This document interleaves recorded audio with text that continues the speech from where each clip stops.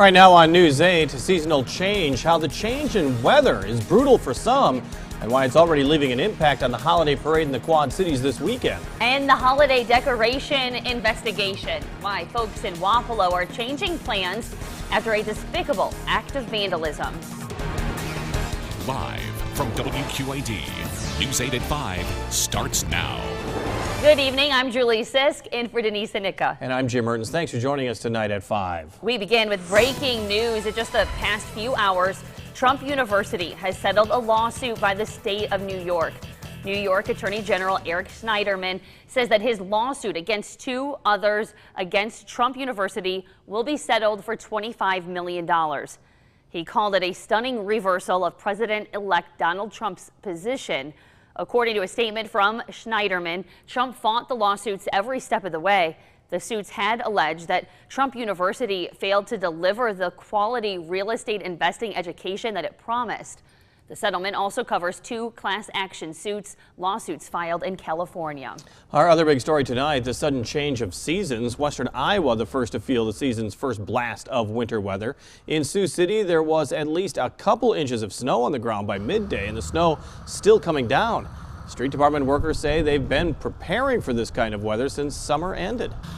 Live look right now at how the snow is affecting traffic in western Iowa. Although there was a layer of snow earlier today, the ground isn't frozen, which means the snow isn't going to last very long. But you can see traffic backing up in some areas in western Iowa. Roads kind of wet from the melting snow. Could become slick if the temperatures continue to drop overnight in that area. There have already been several crashes in western Iowa because of snow on the roads. Well, north of the Iowa border, it is much of the same. A little more snow from this traffic camera in St. Cloud, Minnesota. As you can see, transportation officials are advising no travel actually in parts of Minnesota.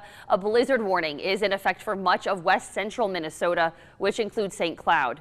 They are expecting wind gusts of up to 55 miles an hour. And we are just starting to feel some of those same conditions, at least the wind is concerned, as winter weather moves closer to the Quad Cities. Yeah, it's a windy day out there. Chief Meteorologist James Zahara joins us with details on the forecast. Hey, James. Hey, guys, those cold winds are really being felt all over. Of course, we've been seeing those winds really pick up throughout the day. And check out the current wind speeds that we have around eastern Iowa and northwestern Illinois. In fact, these are not even gusts, folks.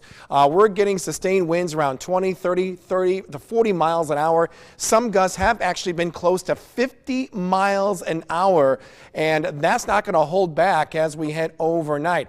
And what a turnaround in temperatures, folks. Around lunchtime, just about every one of us was in the 60s. In fact, got as high as 69 degrees in the Quad Cities. Currently, we're seeing all those temperatures in the 40s, with the exception of Monticello and Cedar Rapids, around 39 degrees.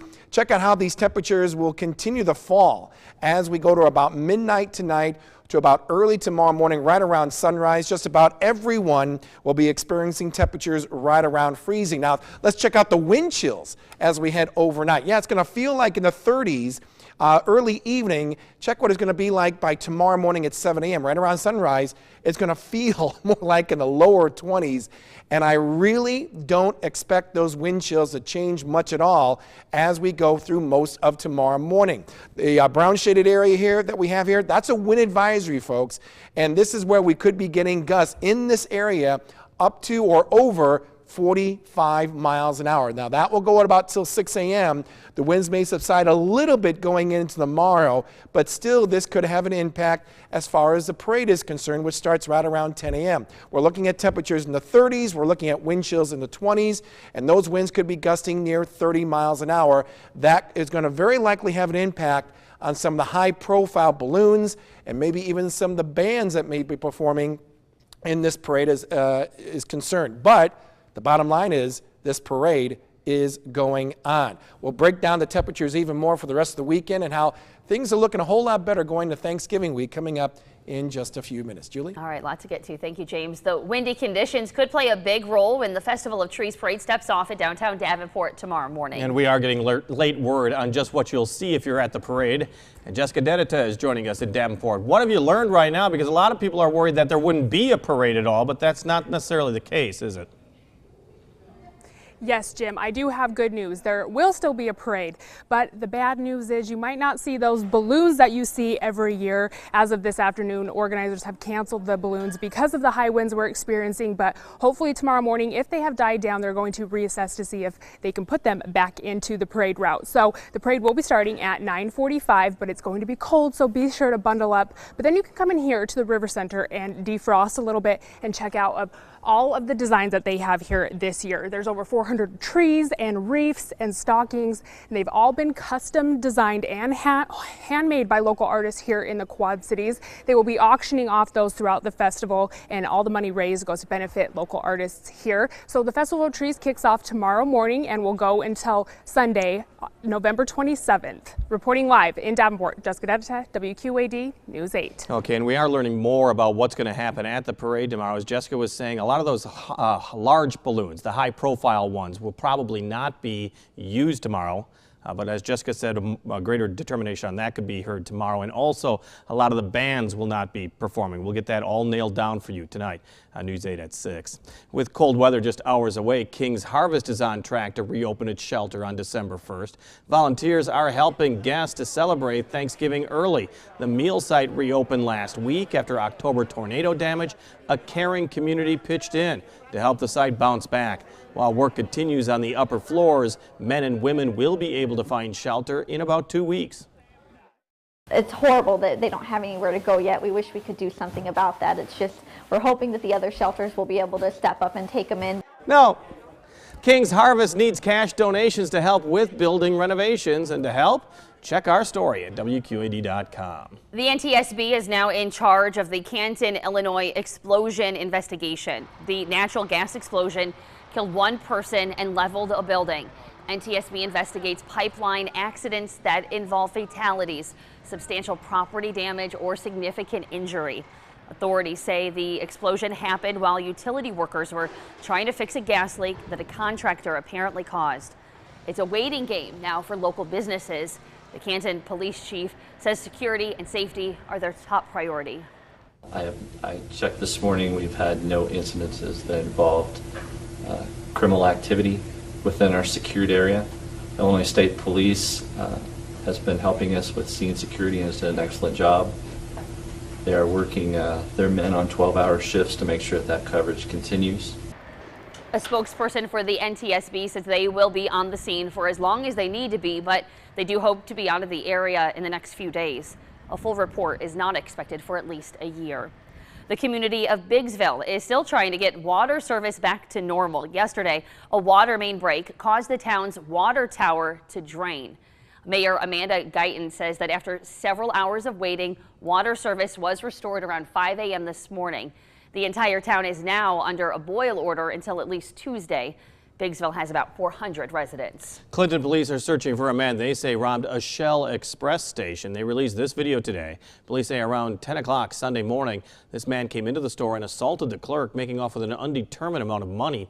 Anyone with information is asked to call Clinton police. The man accused of killing two Des Moines area police officers allegedly sent a note to one of the departments praising officers for their service and calling them absolute heroes. In an online compliment form to the Urbandale Police Department, Scott Green said he loved them for keeping the community safe and apologized for his prior run-ins with officers. 4 days later, police say Green shot and killed Urbandale Police Officer Justin Martin and Des Moines Police Sergeant Anthony Bimino in an ambush-style attack. Green's next court appearance is scheduled for next month. Health officials in Dubuque County are concerned about an outbreak of mumps. 30 students have been infected with the illness that is more than 1/3 of all mumps cases statewide. County health officials have not been able to pinpoint the source of the outbreak, and they say it is the worst outbreak in 10 years. A spokesperson from the Scott County Health Department said there are currently no known cases of mumps in the Quad City area. Quad City workers could see more money in their wallets when new federal overtime laws go into effect on December 1st. Under the new overtime rule, salaried employees making less than $47,000 a year will now be eligible for overtime pay. That doubles the old overtime threshold of $23,000. The Chamber of Commerce says some organizations like colleges and nonprofits will be especially hard hit by the changes. We've budgeted around $200,000 to account for this difference, and so we'll see how things go this first year. We hope that we've been a little conservative in how we've done that. At St. Ambrose University, about 30 employees will be affected by the new overtime rule. The university has raised some employee salaries to meet the new threshold and switched others to hourly wages. A holiday decoration plan has gone terribly wrong. Yeah, the town of Wapello, Iowa was decorated with about a dozen hay bale minions from the movie Despicable Me. News 8's Elizabeth Wattis tells us why there is only one left standing. So it just added a flair of fun, people smiling, people laughing. Just try looking at this waving hay bale without smiling. An effort to bring a little cheer and chatter into downtown Wapello, Iowa. It was just really fun to drive downtown and see the Minions, and it put a smile on everybody's face. Originally, the Minion crew rolled about 12 deep, but now... well, you missed the best part. This little guy is the last man standing. I've never heard of burning minions, so hopefully that's the last time I hear of burning minions. Yep, a couple of them went up in flames. Wapello police say the first Minion blaze happened at the end of October. You know, some people around town that evidently didn't respect them and wanted to light them on fire. But unfortunately, we have these hooligans that want to come out of nowhere and do things like lighting a minion on fire. The next one hit the dust late last Tuesday. It's just crazy. It's ridiculous. Yeah. They just got rid of them so that nothing too awful happened downtown. Local business owners say there are just about 10 left, now hiding somewhere safe around town in a minion protection program of sorts. Yeah, it's just too bad that people mess with them and that it kind of ruined the fun look that Wapello had when you came downtown. It's a wound that's still burning on this town, but luckily, Wapello has tougher skin than those poor minions. Come check it out for yourself and focus on the positives, not the burning minions. In Wapello, Iowa, Elizabeth Wattis, WQAD News 8. Thank you, Elizabeth. The Wapello man was arrested early Tuesday in connection with the first Minion burn. He's being charged with felony, arson, and third-degree criminal mischief. Still ahead at 5, protection from the elements. The fear is over a statue restoration project and what it takes to make sure Mother Nature doesn't cause more damage. And protect yourself from the elements outside this evening. I tell you, it is really getting cold out there. Currently 44 in the Quad Cities. Look at the wind gusts, 47 miles an hour. Those stiff winds will continue for a while. I'll tell you for how long. Right after the break here on News 8 at 5.